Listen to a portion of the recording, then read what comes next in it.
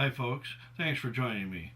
Please allow me to address the issue of education and tuition free higher education.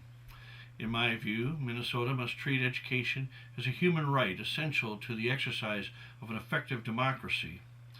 At all levels of education, the teaching of critical thinking is paramount. Without the moral values of truth, fairness, and objectivity in a question driven society trained in critical thinking, a democratic government cannot endure nor be reformed. In our age of alternative facts, the rise of folks who believe fake news, like climate change is a hoax, and the equally stupid postmodernist, politically correct pseudoscientists. Apparently, critical thinking is not in short supply because there is no supply. What if there was an education system that works well, applies the best American educational research, has the best trained teachers, has the highest high school graduation rate, and provides education free of charge to all, and doesn't spend any more than we do? Would you vote for it? They do in Finland, and they're the best educated folks on earth. So why argue with success? A licensed teacher in Finland must possess a master's degree and must be selected from the top 10% of their class. But everyone receives their education tuition free. Education is a guaranteed constitutional right in Finland, from cradle to college, trade school to displaced worker training. Everybody gets education based on their abilities and special needs. Finland provides before and after school care until age 10 based on a family's ability to pay and with teachers that possess at least a bachelor's degree. Finland has a high school graduation rate of 99% and a high school dropout rate of 1%. Finland has approximately the same population as Minnesota. Finland spends $13,865 per pupil. By contrast, a licensed teacher in Minnesota must possess a bachelor's degree and pays his own tuition. Minnesota has no constitutional right to education free of charge. In Minnesota, you're lucky if you can get a scholarship grant. Daycare in Minnesota comes at a premium price, and you don't have to have a bachelor's degree to get hired. Minnesota's high school graduation rate is 82.7%, and our dropout rate is 1.9%. So obviously, we have some catching up to do, but if I have my way, Minnesota will have the most educated folks on earth, not Finland. In his book, Why Public Higher Education Should Be Free, author Robert Samuels added up the average cost of tuition, room and board, in 2010. And for undergraduates at public four-year institutions, it was $14,870, and that was for 6.4 million full-time undergraduate students. At two-year public colleges, it was $7,629 for 4.3 million enrolled in community colleges. When he multiplied the number of students in each segment of public higher education, he found that the cost of making all public higher education free would have been $95 billion for the full-time students and $33 billion for all community colleges, a total of $128 billion. And while $128 billion seems like a staggering figure, the federal government spent in 2010 $35 billion for Pell Grants and $104 billion on student loans. The states spent at least $10 billion on financial aid and another $76 billion for direct support of higher education. And when you consider all the state and federal tax breaks that only benefit the wealthy, you realize that it's possible to make all public higher education free just with current spending amounts. By lowering the amount spent on administrative bloat, housing, dining, amenities, research, and graduate education, all undergraduate education could be free. At a minimum, minus federal funding, the state can and should provide a two-year tuition-free higher education, which includes trade school. Without education that is free of charge, there can be no equality of opportunity if only the rich can rise to their full potential. We need to guarantee an equal opportunity for everyone to receive educational services in accordance with their ability and special needs as well. Thomas Jefferson believed that education should be provided, quote, at the common expense of all. Student debt has reached crisis proportions in this country. American student loan debt has surpassed $1.5 trillion and has produced a generation of indentured students. Despite rising tuition costs, the shocking truth is that only 10% of university budgets are spent on directly educating students. A big contributor to high tuition costs has been state funding cuts. As a result, undergraduates pay more in tuition and receive less instruction. To reduce costs, universities increasingly rely on large class sizes, part-time teachers, and graduate student instructors. In fact, undergraduates end up subsidizing the other functions of the university that are unrelated to undergraduate instruction. 25 years ago, 75% of the faculty had secure jobs, and now 75% of teachers have part-time jobs, often without benefits. Not only do institutions rely on the exploitation of part-time labor, but they rely on interns, students getting internships, or students working at the colleges for very low rates, sometimes without pay. This labor model has transformed not only faculty, but other types of jobs at our colleges.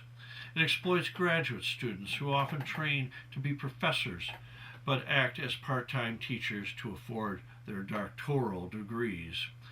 Afterwards, graduate students often can't find jobs, only to end up as part-time labor.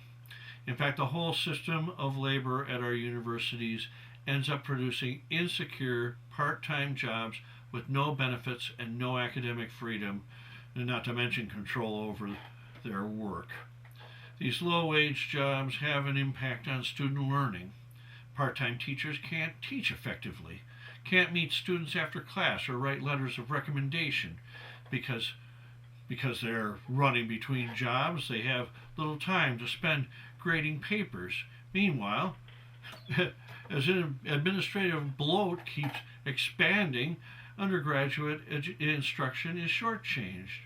More administrators and staff are needed to run graduate education, law school, medical schools, professional education, gigantic research facilities, large athletic programs, overseeing venture capital enterprises, and community service programs.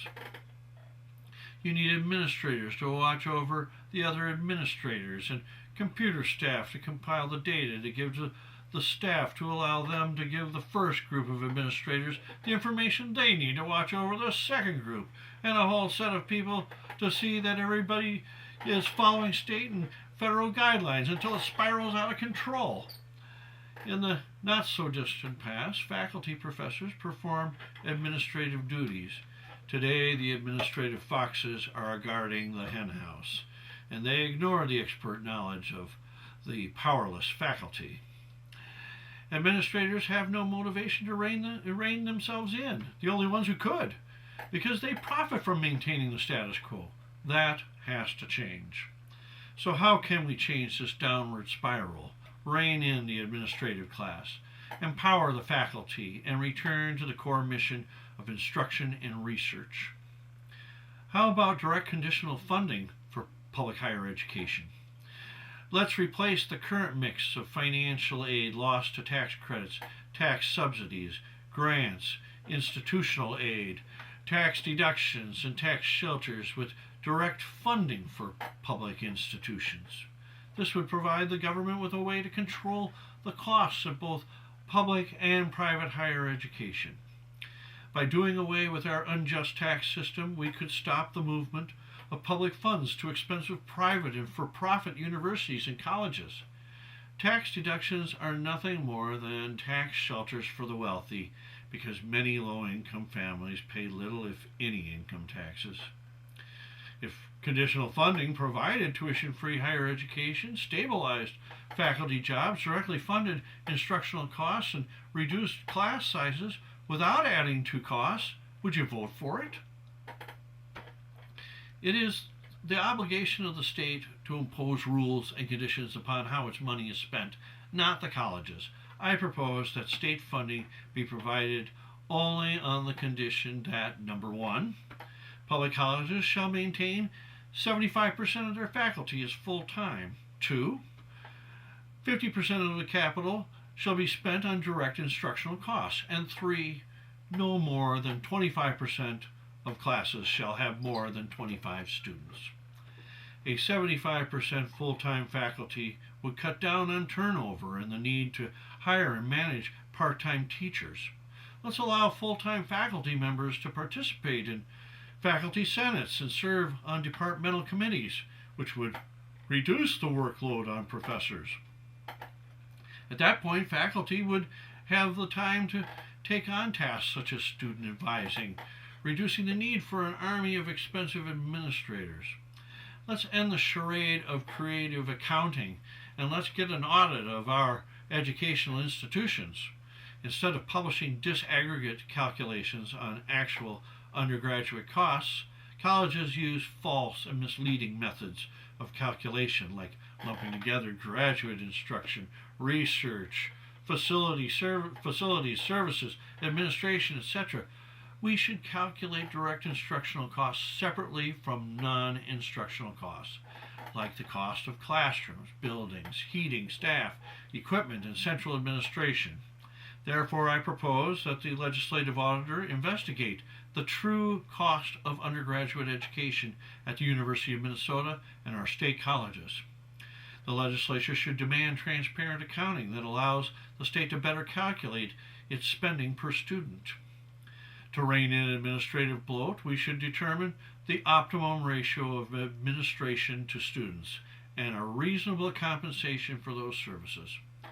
Because there is no accepted uniform method of rating standards for colleges virtually anywhere, I propose that the legislature create an Office of College Rating Standards with the mission of rating and ranking all Minnesota colleges based on a measure of student learning and teacher effectiveness.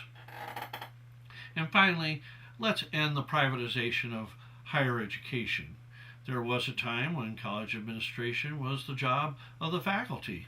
Today, public universities have been privatized and no longer serve a public mission. Instead, they often operate like large corporations.